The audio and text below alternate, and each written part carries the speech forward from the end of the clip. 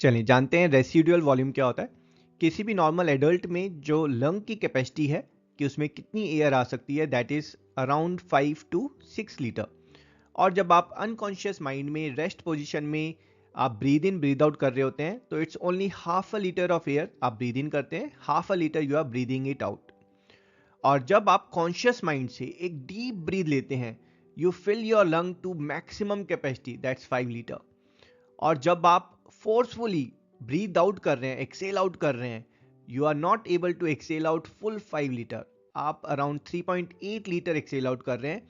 और ये जो 1.2 लीटर ऑफ एयर है विच लेफ्ट इन द लंग, जो आप एक्सेल आउट नहीं कर सकते हैं, that is what is residual volume. तो रेसिडुअल वॉल्यूम क्या है कि जब आप मैक्सिमम एक्सेलेशन के बाद जो एयर आपके लंग्स में बच जाती है, which can never be excelled out, है ना। So that is residual volume. Adults में इट इज अराउंड 1.2 लीटर। तो भाई एवोल्यूशन ने ऐसा सिस्टम क्यों बनाया है कि हम लंग्स से सारी की सारी एयर ब्रीद आउट नहीं कर सकते। तो क्वेश्चन इज कि ये जो रेसिडुअल वॉल्यूम है इसकी इंपॉर्टेंस क्या है। तो भाई पहली इंपॉर्टेंस है, आपको पता है लंग्स के अंदर हमारी जो बेसिक यूनिट है दैट्स एल्वियोलाई, जो एक बैलून की शेप में होते हैं।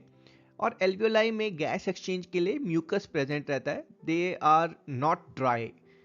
तो होगा क्या अगर सारी की सारी एयर आपने ब्रीद आउट कर दी, तो आपके लंग्स, आपके जो एल्वियोलाइज हैं वो कोलैप्स हो जाएंगे।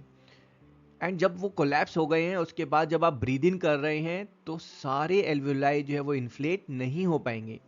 तो पहली इंपॉर्टेंस है कि ये जो रेसिडुअल वॉल्यूम है it keeps your एल्वियोलाइज inflated and it prevents lungs from collapsing. Second, जरा सोचें, आपने जब एक्सेल आउट कर दिया है कंप्लीटली, ठीक है, उस टाइम में क्या आपका हार्ट बीट जो है वो स्टॉप हो गई है? नहीं, heart is still pumping. Pump क्या कर रहा है? वो ब्लड को लंग्स के थ्रू पंप कर रहा है।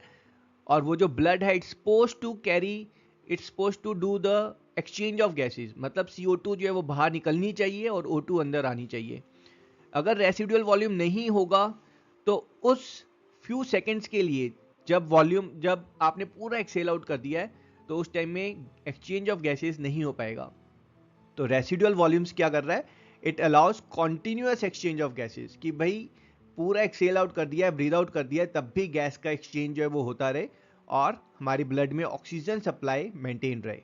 And that's our answer.